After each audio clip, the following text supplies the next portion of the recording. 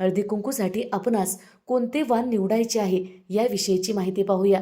तर मंडळी, सुवासिनींसाठी हा सण अत्यंत महत्त्वाचा मानला जातो।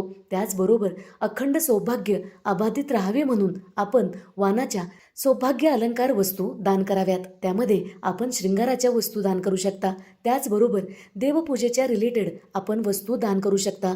फक्त आपणास प्लॅस्टिकच्या वस्तू दान करायच्या नाहीत, कारण प्लॅस्टिकमध्ये नकारात्मक ऊर्जा असते। म्हणून प्लॅस्टिक चुकूनही सौभाग्यवती स्त्रियांनी वाण म्हणून निवडू नका।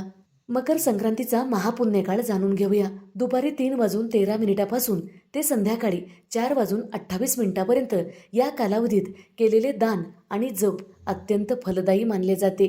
सूर्याचे संक्रमण दुपारी होत असल्यामुळे 14 जानेवारीलाच सर्व धार्मिक विधी करणे लाभदायक ठरणार आहे। 3:13 नंतर केलेले दानपुण्य आपणास शुभ असे फळ देऊन जाते